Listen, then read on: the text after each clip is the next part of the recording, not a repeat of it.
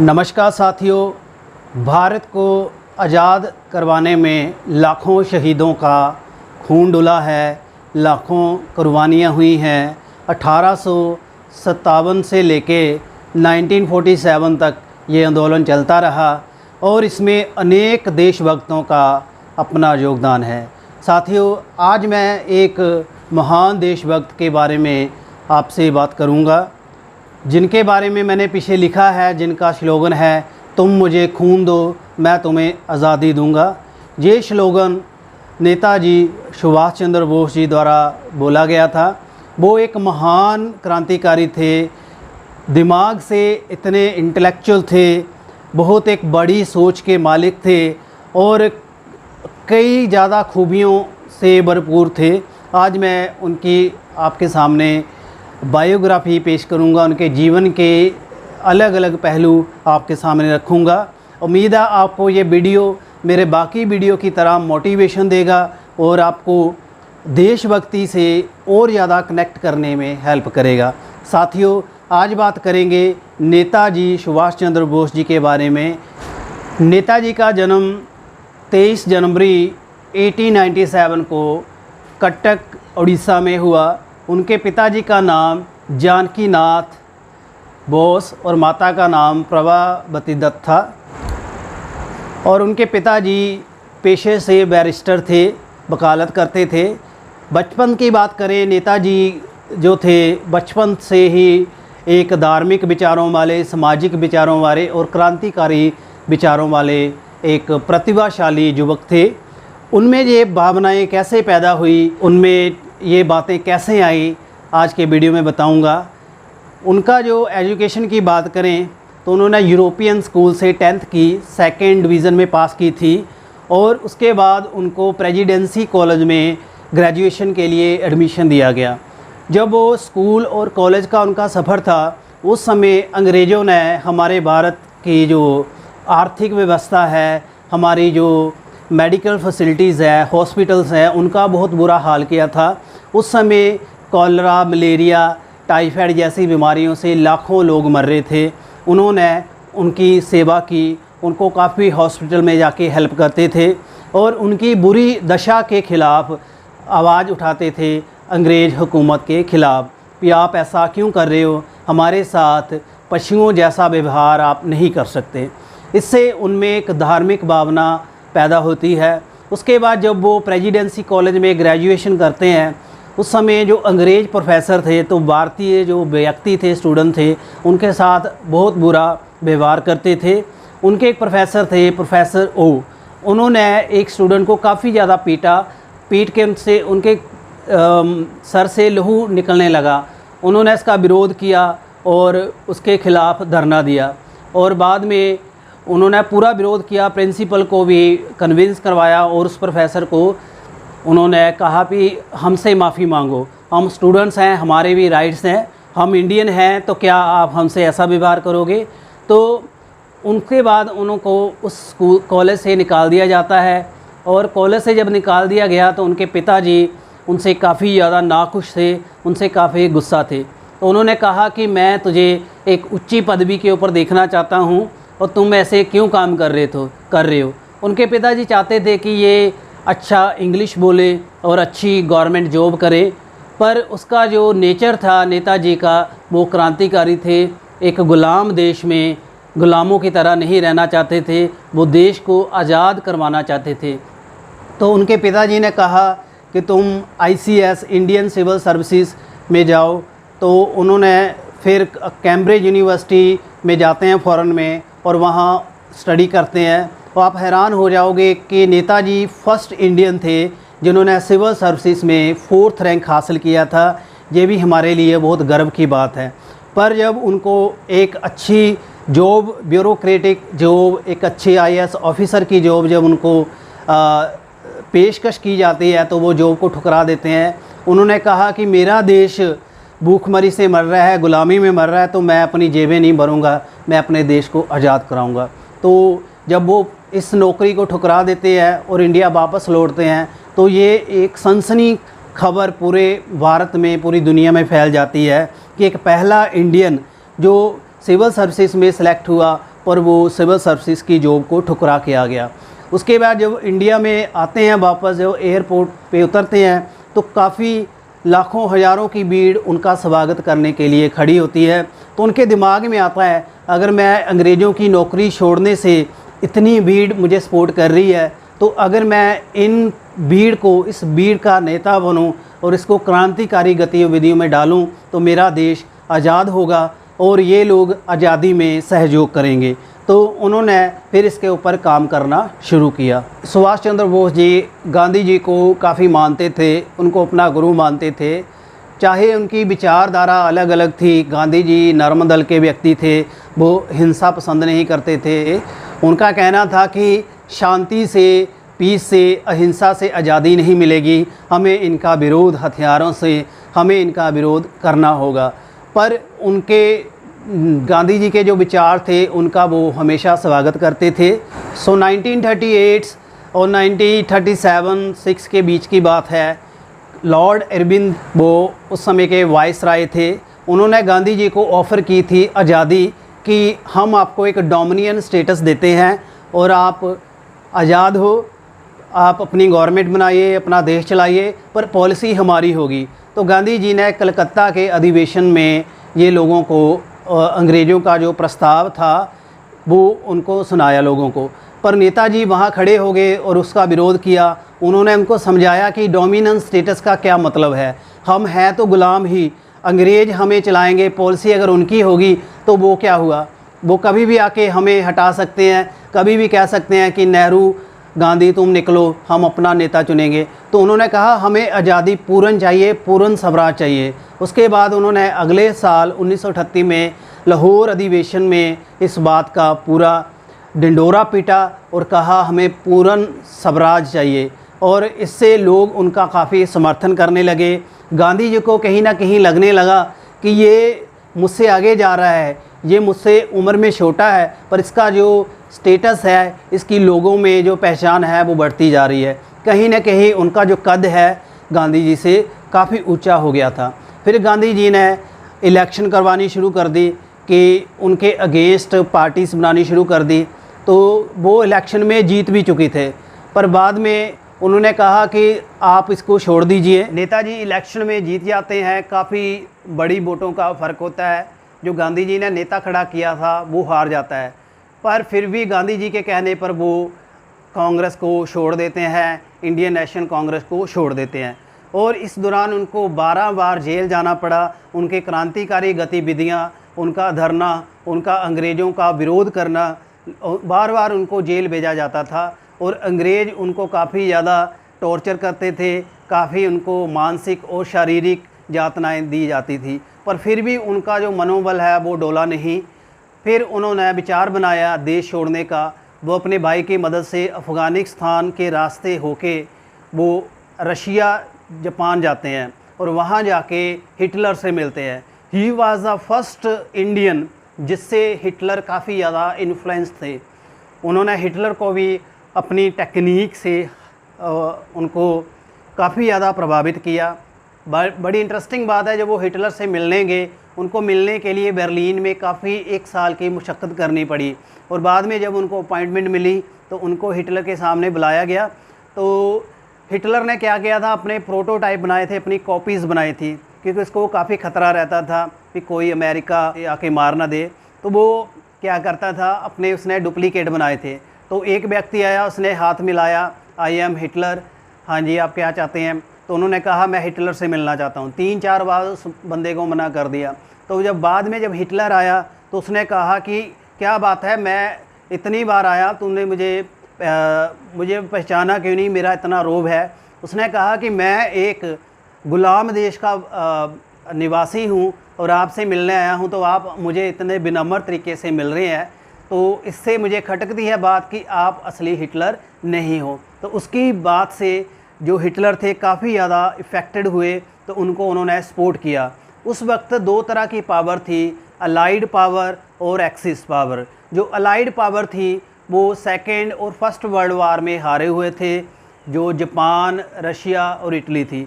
और जो axis power थी वो 1st वार में भी जीते थे और 2nd में भी वो इकट्ठे थे, सोवियत, अमेरिका, ब्रिटेन। ये इकट्ठे थे और इन दो गुटों के बीच में सेकंड वर्ल्ड वार 1942 के दौरान चल रही थी। उसी टाइम वो 1939 और 1941 के बीच ये हिटलर से मिलते हैं।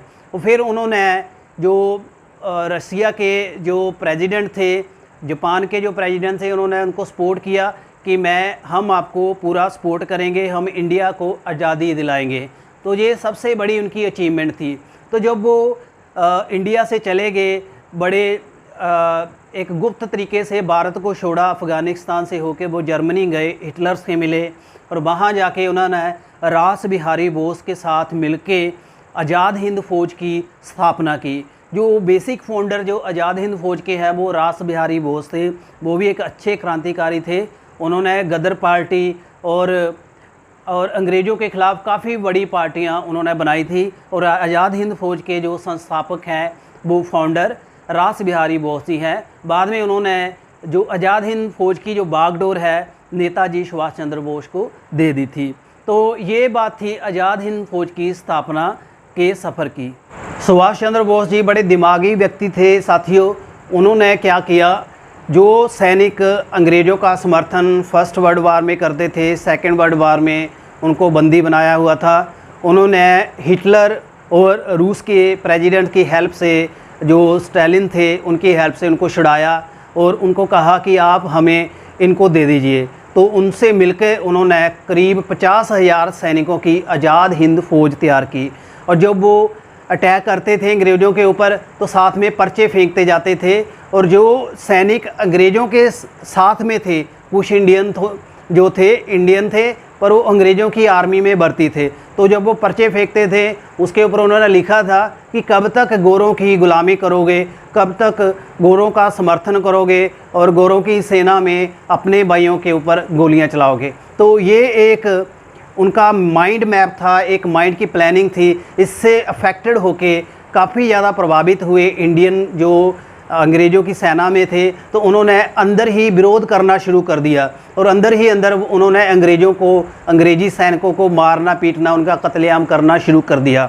और आज़ाद हिंद फ़ौज की हेल्प से 1941 में उन्होंने बर्मा मणिपुर में पहला इंडिया का फ्लैग लहरा दिया और रेडियो में अनाउंसमेंट की कि जो हमारा मणिपुर है वो अंग्रेज़ों की कैद से मुक्त है।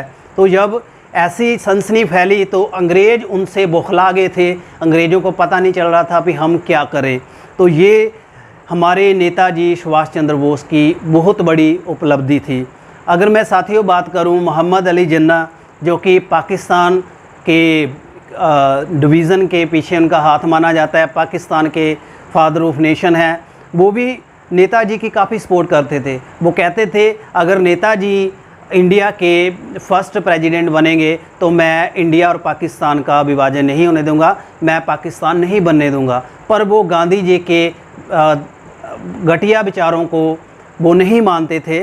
नेताजी की जो क्रांतिकारी सोच थी, उनकी जो प्लानिंग प्रैक्टिकल अप्रोच थी, उनसे हर एक वर्ल्ड वाइड व्यक्ति उनसे इन्फ्लुएंस था, हर वर्ल्ड वाइड व्यक्ति उनसे प्रभावित था। साथियों बात करूंगा नेताजी सुभाष चंद्र बोस जी भगत सिंह के भी काफ़ी सपोर्टर थे। उन्होंने कहा कि भगत सिंह एक ऐसा व्यक्ति है, उसकी सपोर्ट करनी चाहिए और गांधी जी को भी उनका साथ देना चाहिए। उनको जब भगत सिंह के बारे में जब पता चलता है तो ये बातें वो कहते हैं। तो साथियों ये बात थी आज़ाद हिंद फ़ौज की प्राप्ति की और कैसे उन्होंने मणिपुर में अपना जो परचम लहराया। और उसके बाद एक ट्रेजिक हो जाती है 1945 में ताइवान में एयर क्रैश होता है, नेताजी की डेथ हो जाती है उसमें। तो वो एक बहुत ही उलझन भरी कहानी है। कई कहते हैं कि नेताजी का प्लेन क्रैश में उनकी मौत नहीं हुई, कई कहते हैं मृत्यु हुई है। काफ़ी ज़्यादा कमीशन इस बात के ऊपर बिठाए गए हैं। तो इसके रिगार्डिंग मैं अब चर्चा करने जा रहा हूँ।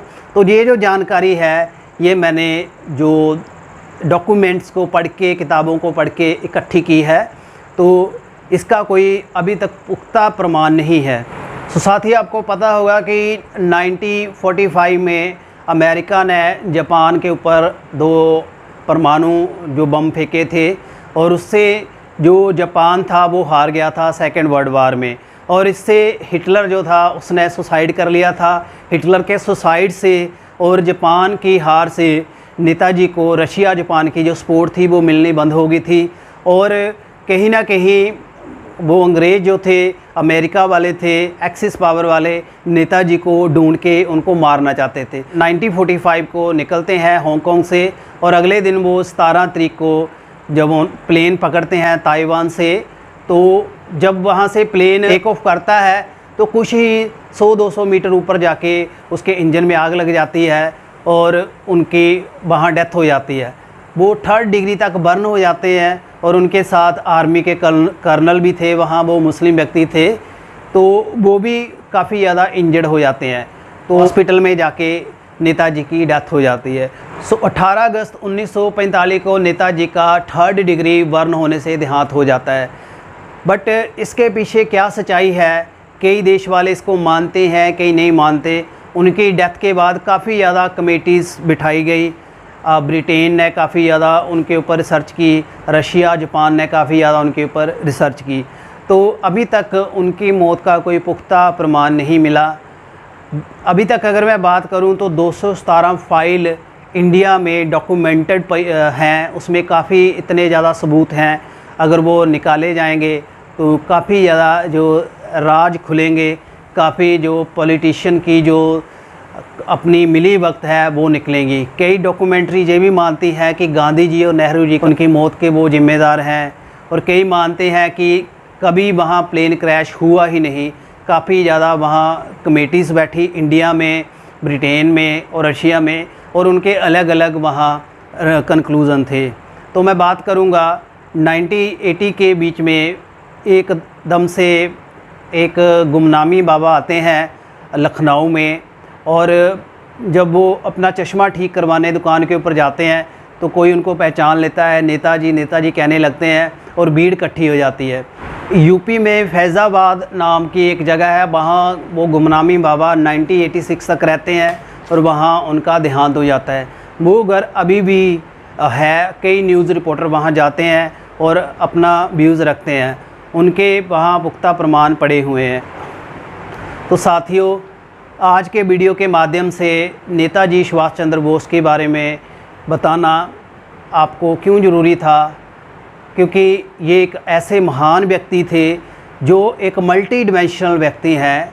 ऐसा व्यक्ति ना दुनिया में हुआ ना कभी होगा, जिन्होंने एक स्वतंत्र देश में जन्म लेके, स्वतंत्र देश से निकल के एक बड़ी पावर हिटलर को इन्फ्लुएंस किया, और वहाँ फ़ौरन की सपोर्ट से आज़ाद हिंद फ़ौज बनाई, और फ़ौरन से ही अंग्रेज़ों का विरोध किया, उनसे फ़ाइट की।